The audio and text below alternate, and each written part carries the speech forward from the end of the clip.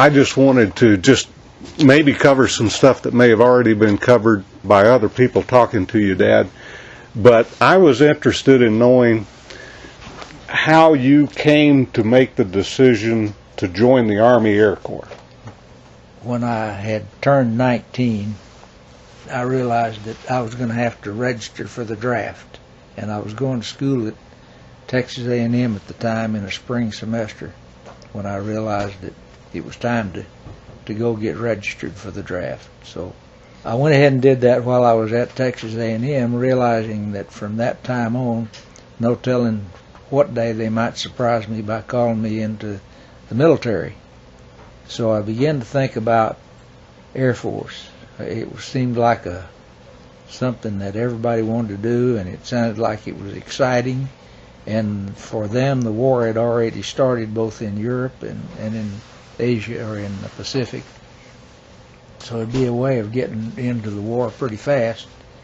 So at the end of that summer semester at Texas A&M, I withdrew from school and went home.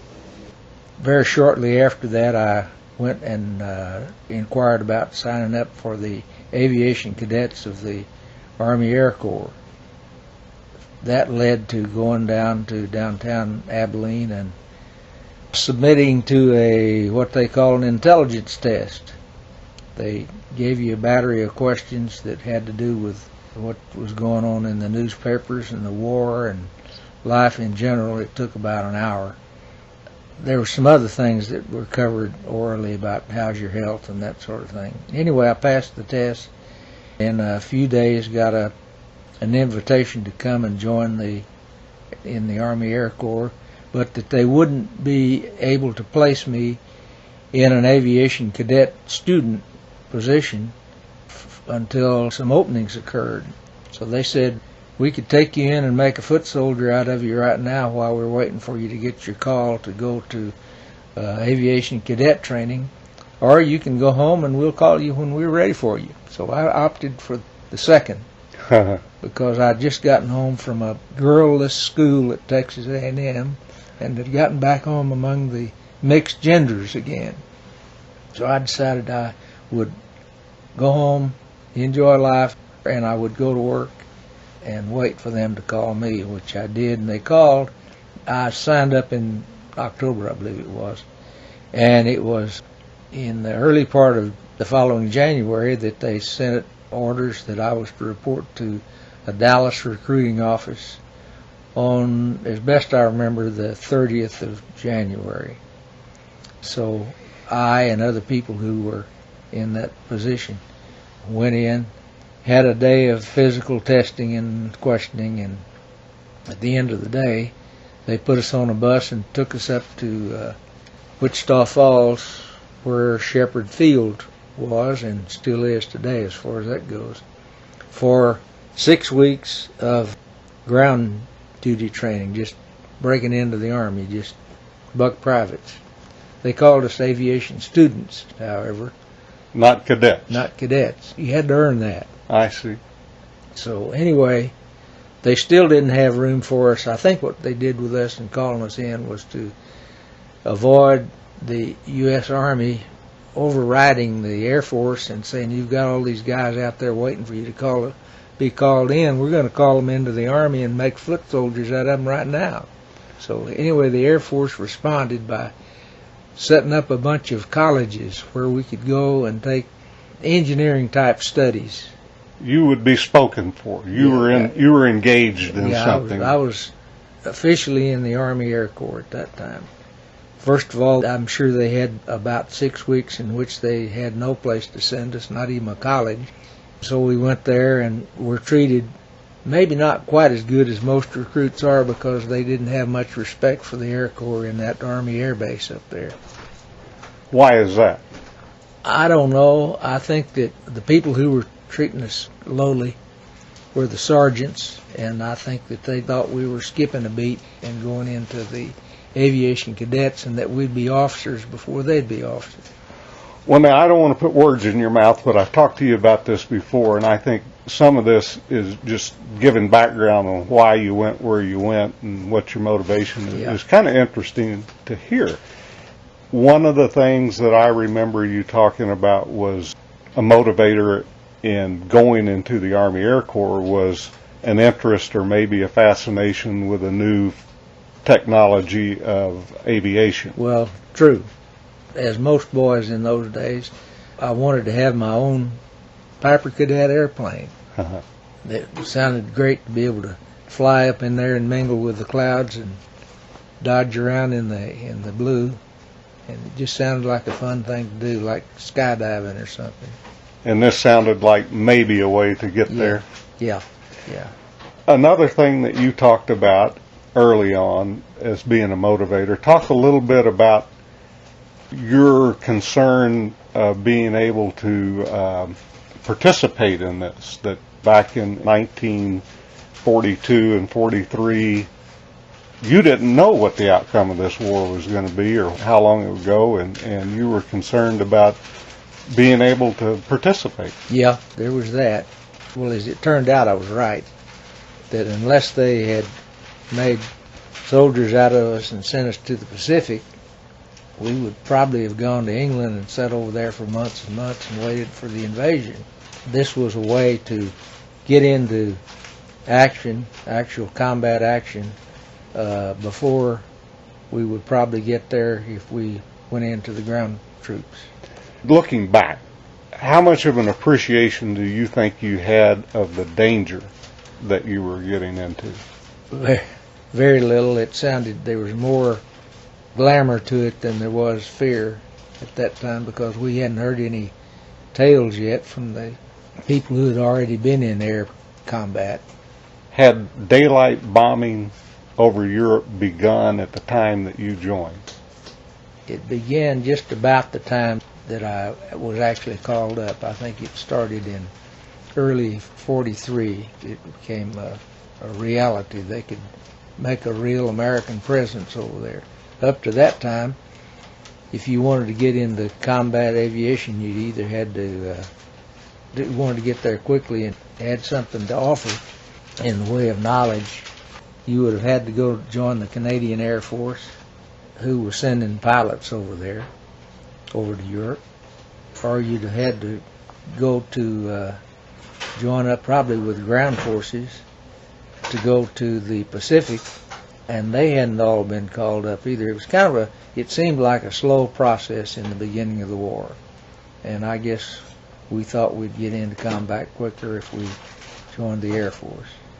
I even knew one cadet who got into Texas A&M to go to aviation student training. He left and volunteered to go in the ground forces because he thought the war was going to be over before he'd get involved in it. And from what I've heard you say on a couple of other occasions, that was a concern, not only of yours, but a lot of young men at that time, that the war would be over before they got a chance to participate. Yeah. Well, I guess they all got their wish. They all got their wish, yeah. All that I know anything about got their wish. Now, this training that you had in the United States, I think somebody else has already done an interview with you on that, so I won't spend a whole lot of time talking about it unless you think that there's some significant aspects of that would be interesting to hear about. I wanted to just find out from you just what your overall impression was of the effectiveness of the training that you got. Oh, okay. I would say the effectiveness was quite good for the circumstances we had at the time. Navigation was in its infancy. Radar really hadn't really gotten going well yet. Not everybody even knew that there was radar at the time, so flying was pretty groundbreaking. Well-watered plants out there. I don't know whether I've told you what you want to know or not, Jim, but... Well, I guess the main thing that I wanted to find out was, looking back, did you feel adequately prepared to perform the missions? I was adequately prepared to do my job by the time that we left the States to go to Europe. I was pretty well prepared. I'd say about as much as you could be with the urgency there was to get people into combat. I was pretty well prepared in the sciences of navigation, both dead reckoning, they called it, which is watching the ground and navigating from maps, and also in celestial navigation, which is navigation from taking an octant and shooting the stars and making the crosses and knowing where you are all along by the star positions. The science of flying, you felt adequately prepared for doing. Yeah. During the time that how long did this training take from the time they started the student classes until the time that you left for England? What is this time period that we're talking about? We got started in the classes in the colleges in about the middle of March. And then we were commissioned at the end of December. Now, during this time, how did you find out about how the daylight bombing was going? How did information filter back to you about what was happening to people who were performing your role? Almost exclusively through the news media, through the newspapers, radio, and the movies. When you go to a movie, they would show you some footage from combat. Okay. And we got a pretty good tuning in there, but of course it was more intended to be encouraging. It didn't show the cruelty of war so much as the bravery and the progress that we were making in places like Europe and getting into the islands in the Pacific. We weren't fed any information or propaganda that would have made us feel very uneasy or concerned about our safety. It was a notch above that. I get the feeling that there was nothing to discourage you from believing that you were on the right track. Right. Doing the right thing. Yeah. I asked that just because I didn't know if there was ever any interaction between you and maybe veterans who were getting leave time, if you ever, before getting to Europe, have any direct contact with people who were performing the missions that you... No. I'd say the closest thing that I got to that was getting reports from our National Guard units that went to the Pacific. One of them went to the Philippines, and they wound up at Bataan and Corregidor and overrun by the Japanese and killed and tortured and imprisoned. We heard some of those things. People from your National Guard unit were captured at Bataan? Schoolmates, in fact. Schoolmates? High school? Or, high schoolmates. This is part of this history I didn't know anything about until right now. Their fate was unknown throughout the war because they were held in captivity. Yeah, we knew that they'd been taken captive, and that's about the end of the news we got about them until the end of the war. I see. No doubt hearing news like that had to it would either have steeled your nerve to know that you were doing the right thing, or it would have given you a second thought. Was there ever a time up until the time that you left for Europe that you wondered, have I done the right thing? Is this... No, there never was. Never was. You know, when I gave it that much thought and with concern was when we crossed from the English Channel into France, the first day I was on a mission, and they began to shoot at us. Then I said to myself, what in the hell am I doing here? But that is the first time that I ever had the feeling of, have I done the right thing? Up until the time that you were shot down, mm-hmm. Was there ever a time that you knew that you would survive, or was there ever a time when you just really not just wondered, have I done the right thing, but were really more than just a little concerned, but maybe just frightened that what you'd gotten yourself into? I had fright, of course, but I never had any second thoughts. I didn't want out. Well, not so much wanting out, but just not knowing the outcome. I'm thinking of people listening to this who, from a historical standpoint, know the outcome. Mm-hmm. They know you survived. Mm-hmm. They know that the United States and the Allies won the war. But you didn't know that going in. No. And was there always a feeling that things would work out, that ultimately... There was always the feeling that things would work out. Now, I realized early on when I heard some information about classmates that I'd had, classmates in navigation school who had been shot down or their planes had been blown up, I realized suddenly, it could happen to me, but it didn't grip me to the extent of wanting to back out. I would have been surprised if you'd said that you did. That was never a question, but just a concern about would you survive? Yeah. Talk to us a little bit about what a B-17 was, why they were used, what their function was, and then what your function was in the crew. The B-17 was a 4-engine bomber, and I guess at that time there were still some biplanes. I'd have to say it was a monoplane, which means that it has 2 wings only. Yes. So it had 2 long wings and 4 engines, 2 on each side, and those engines each had a capacity for 2,500 horsepower. The plane was manned by 10 people at the time I went into the B-17 program. Starting from the nose of the plane, there was a bombardier, there was a navigator, there were a pilot and a co-pilot, and right behind them was an engineer who knew all of the functions of the instruments and could point out things to the pilots that help them to keep track of how the engines were performing. And then back of him was a radio operator who had a little cabin right in the middle that going from front of the airplane to the tail, you'd have to go right through his little office that he worked in. He was sort of center of the whole thing. And then right behind him were 2 waist gunners. Now, all of these people that I've mentioned, except for the radio operator, I don't think he had a machine gun.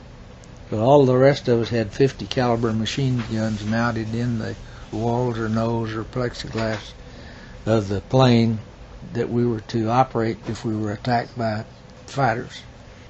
And then, of course, there was the tail gunner behind the 2 waist gunners. That makes up 10. When we got shot down, they'd taken 1 waist gunner out for some kind of an economy move. I don't know what it was. When we got shot down, there were 9 of us on board. Was there a ball turret? Oh yeah, I forgot about the ball turret. Ball turret was it was in the floor of the plane, and it was just between the radio operator's shack and the 2 waist gunners. It sounds like a lot of people had dual functions. They had a function of operating the aircraft, and by the fact that most of these people also had a 50 caliber machine gun assigned to them or nearby them, there was a defensive role that everybody was supposed to take up if they got into combat. Yes, that's true. There were 3 people out of the 10 who didn't have a 50 caliber machine gun assigned to them. That was the pilot and the co-pilot and the radio operator. Everybody else had a 50 caliber machine gun mounted in the wall or the roof nearby them. How confident were you in that level of self-defense of the aircraft? Well, I became very confident of it on the first mission because we did have 2 aerial attacks from German aircraft, fighter planes, one on the way into the target and one on the way out. There were planes ahead of us that were getting fatally attacked. Some of them were blowing up. And our formation tightened up to the point where there wasn't any way that a German fighter could fly among us. We had them pretty well covered. So I felt that first mission taught me that there was a way of defending yourself from fighters. It wasn't just like being settlers in covered wagons going across the plains with the Indians attacking. We could really keep traveling toward our destination and circle up at the same time and keep the enemy fighters out of our formation. And it worked on both of the attacks, the one going into the target and one coming away from the target. On that first mission. So I felt pretty confident about it. As a navigator, your job, of course, was to get the aircraft where it was supposed to be and when, and you weren't the only navigator in the formation. Each of the aircraft in the formation had a navigator. Each one had a navigator, and a group formation had 36 bombers in it. And the lead bomber, a couple of backup planes, had a navigator who had radar, so they could see the ground. I see. And in addition to that, the bombardiers on the 1 or 2 or 3 lead planes of the formation had radar that they could use in bombing as well. We didn't have radar in each plane, but we had radar in each formation so that we could be sure of where we were and that we could be sure that we were going to have the best chance under the current technology then for our bombs to go where they were supposed to go. In the time that you were there, were you ever the lead navigator or one? No, never was. In any of these missions, how often, I guess in every one, or you tell me, did you take on the defensive role of having to man one of these 50 caliber machine guns and ward off fighters? I never did, and the reason for that is that the bombardier and I were up front, and frontal attacks by the fighter planes were rare. And there was another factor. They were not only rare because it was a better tactic for the Germans to attack us from the rear, but also if they came in the front, we were closing at such a rate, but they were coming one direction, we were going the other, that we didn't really get a chance to get a bead on them. I see. But coming up from the rear gave a much better chance, and we had a whole lot more armament back there to shoot them with. And the navigator and the bombardier were positioned in the nose? In the nose of the airplane. Describe the nose of the airplane. How could you see what was there, what was around it? There was a plexiglass hemisphere at the front end of the nose, and the bombardier sat practically inside that half a sphere of plexiglass where his bomb sight was. Then above us and to both sides, we had some plexiglass windows that allowed us to see both forward, right, and left, and to some degree we could see overhead, not directly overhead, but in front of us and overhead. Was there cross-training between the navigator and the bombardier ever? Did either of you ever have to substitute for the other? No.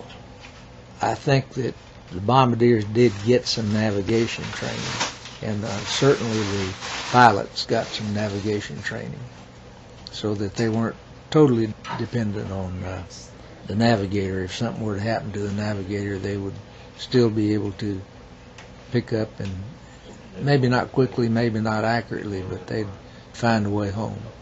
Describe what it would be like to sit in the nose of this aircraft with this, it sounds like maybe 180-degree peripheral vision up and down, north, south, east, and west. Yeah. And to see flak, to see, you talked a little bit about enemy aircraft attacking from frontal, and it doesn't sound like there was significant amount of that, but from that vantage point, you certainly had to have seen flak develop and fly into it. Yeah. What that must have been like. Yeah, we could see, we had enough surround visibility out of the nose compartment, that we could see flak coming up and exploding around us and above us and in front of us. So we could be aware of what was going on with the flak. And I didn't ask you in the beginning to establish what division you were in, what wing you flew in. Has this already been asked of you? I think so, but I was in the 388th Bomb Group, 563rd Squadron, and each bomb group had 3 squadrons in it. And you were stationed? I was stationed at a place called Nettish Hall, England, in East Anglia. When you went out on missions, you were on 29 missions, is that correct? 26. 26 missions. Was there one aircraft that you were assigned to primarily? Was it a different assignment for an aircraft each time? How did they come to assign an aircraft to a crew, or a crew to an aircraft? I think they tried to assign crews to aircrafts, and they would have rather had it that we'd fly the same one every time, but because of the state-of-the-art of maintenance of those bombers and the way they were made, there would be days when a plane would be inoperative. It would need some repairs that had taken more than overnight to make the repairs, maybe even up to a week. So, for the most part, this is just an estimate. I would say we flew on 5 different planes. Were the planes similar enough that you didn't have a preference one way or the other for which aircraft you got assigned to? Was there ever a time when you felt like you felt safer or better equipped in one versus another? Oh yeah, the newer the better. And why is that? Because they were just more dependable. The conditions for doing maintenance at a World War II Air Force base were rather limited. Most of the work was done outdoors. They did have a hangar, but they didn't have a hangar capacity to take each plane into the hangar and, you know, inspect it and everything overnight. So there was a lot of wear and tear on bombers. And as they got older, they just got less reliable, and we'd wind up with engines that needed to be replaced, and they didn't get the opportunity to do it, fly one more mission without changing the engines, you know, that type of thing. And it wasn't uncommon at all to get up in the area where we were forming our groups into a formation, get up there and find that we just didn't have the power to stay with the group, or there'd be something that went wrong, you know, something went out, some piece of equipment, up to losing a motor. Something could always happen that would keep you from going on with the mission. So aborting was not unusual. Usually there'd be 1 or 2 planes every day would be taken out of formation and landed and fixed. So this grouping, I guess, is what it was called, grouping your formation? Or yeah.